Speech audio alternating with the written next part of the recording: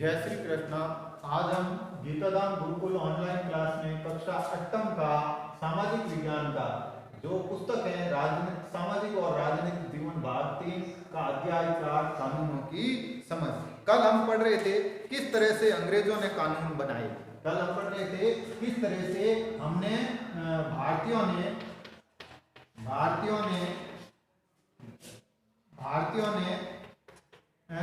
अधिकारों की मांग की। क्या की?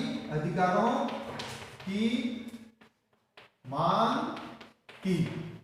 और किस तरह से हमारे देश के संविधान में अधिकारों को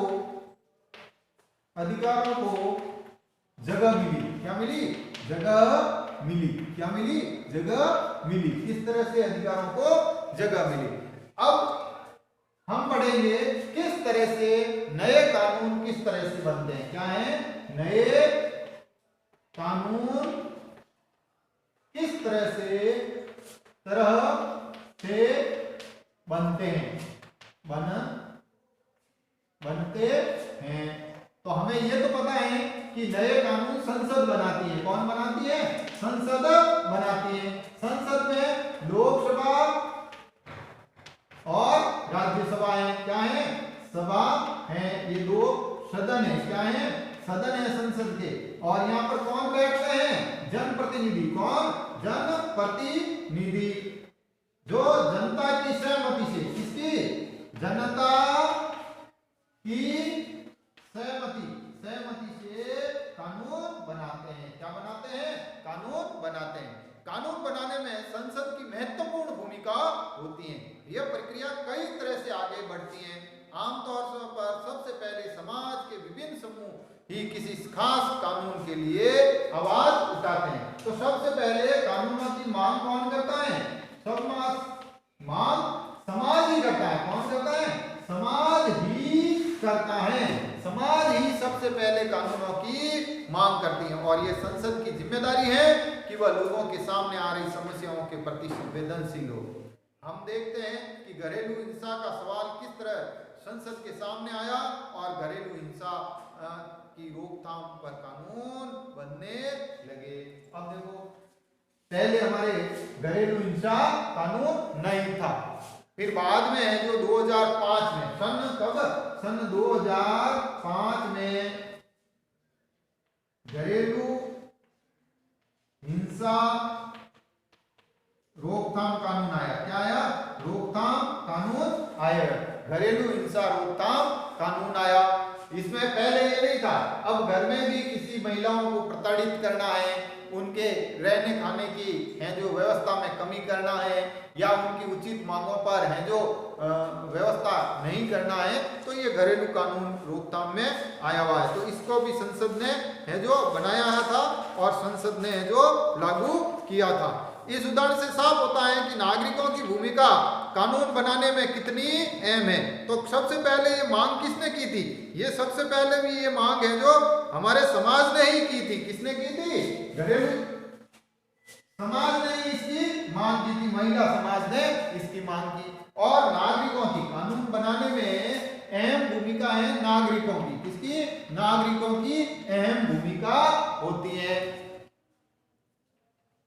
वे जनता की चिंताओं को कानून के दायरे में लाने के लिए संसद की मदद करते हैं। इस प्रक्रिया के हर चरण में नागरिकों की आवाज बहुत मायने रखती है। ये आवाज टेलीविजन रिपोर्टों, अखबारों की संपादकियों, रेडियो प्रसारणों और आम सभाओं के जरिए सुनी और व्यक्त की जा सकती है। अब जनता अपनी आवाज कैसे उठाएगी? जनता अपनी आवाज कैसे उठाएगी? तो जनता अपनी आवाज कई तरह से जो आवाज उठा सकते हैं, जैसे टेलीविजन, रेडियो, अखबारों की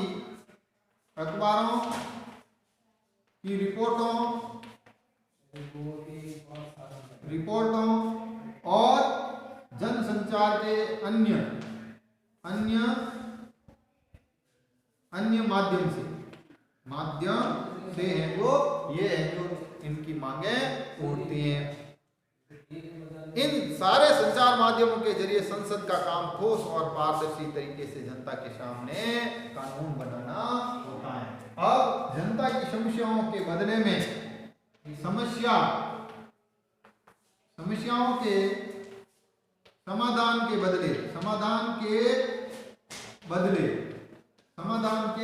बदले है जो इसने कानून बनाने का जो काम करता है, ठोस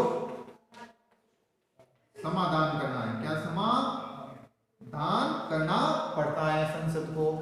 कुछ कानून ऐसे होते हैं जो अलोकप्रिय और विवादास्पद होते हैं। क्या होते हैं? कुछ कानून ऐसे भी होते हैं जो अलोकप्रिय और विवादास्पद भी होते हैं, उनको बदलना या हटाना।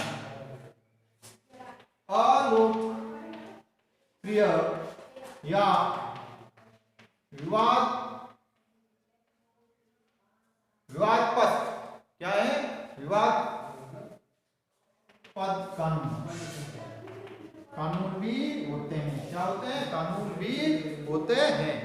तो अब एक और स्थिति पर हम विचार करेंगे कि कई बार संसद एक ऐसा कानून पारित कर देती है जो बहुत ही बेहद अलोकप्रिय होता है, जो जनता ऐसा कानून संवैधानिक रूप से तो वैध होने के कारण सही हो सकता है, फिर भी वह लोगों को रास नहीं आता है, क्योंकि उन्हें लगता है कि जनता उनके पीछे नियत सही नहीं थी और इसलिए लोग उसकी आलोचना कर सकते हैं, उसके खिलाफ जनसभाएं कर सकते हैं, अखबारों में लिख सकते हैं, टीवी चैनलों में रिपोर्ट भेज सकते हैं। हमारे जैसे लोकतंत्र में आम नागरिक संसद द्वारा बनाए जाने वाले दमनकारी कानूनों की में अपनी असहमति व्यक्त कर सकते हैं। बहुत सारे लोग ये मानने लगे हैं कि गलत कानून पारित हो गया है, तो संसद के ऊपर भी उस कानूनों पर दोबारा विचार करने का दबाव पड़ सकता है। उदाहरण के लिए नगरपालिका की सीमाओं के भीतर जगह इस्तेमाल से संबंधित विभिन्न कानून है जो गैर कानूनी घोषित किया गया है, और हमारे यहाँ बहुत से, इसमें कोई संदेह नहीं कि सार्वजनिक स्थानों को साफ सुथरा रखना और खुला रखने के लिए कानून जरूरी है, तभी लोग आसानी से फुटपाथों पर चल पाएंगे। लेकिन हम इस बात की को भी नजरअंदाज नहीं कर सकते हैं कि पटरी एवं फेरी वाले किसी भी बड़े शहर में रहने वाले लोगों को जरूरी चीजें और सेवाएं सस्ती कीमत और कुशलतापूर्वक पहुंचाएंगे, इसी से उनकी रोजी रोटी चलती है। लिहाजा अगर कानून किसी एक समूह की हिमायत करता है तो दूसरे की उपेक्षा भी करता है। अब है कुछ कानून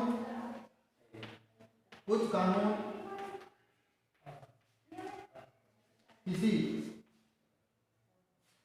के हिमायती होते हैं। क्या है? हिमायती होते हैं। तो कुछ के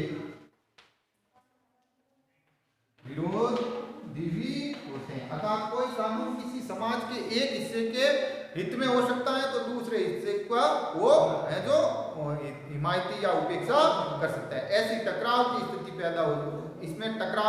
पैदा होती है जो लोगों को सोचने और समझने से संबंधित कानूनों में नहीं होती है। वे इन फैसलों पर लेने के लिए अदालत की शरण में जा सकते हैं। अब अगर इस तरह से कोई विवादास्पद कानून है तो वे लोग अदालतों की शरण में जा सकते हैं। क्या है? जा सकते हैं। अदालत को अगर ऐसा लगता है कि कानून संविधान के विरुद्ध है तो उसमें संशोधन कर सकती है या फिर रद्द कर सकती है। और अदालत को लगता है तो अगर उसको लगता है कि संविधान के विरुद्ध है, विरुद्ध है, तो वह क्या करेगा? या तो रद्द कर देगा या संशोधन करवाने का कार्य, बदलने का कार्य करवाएगा।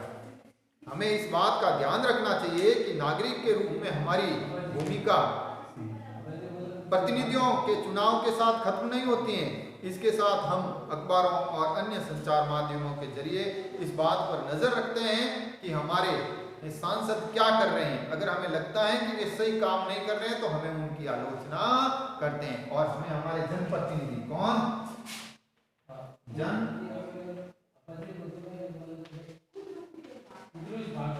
प्रतिनिधियों से संपर्क रखना चाहिए, संपर्क रखना चाहिए।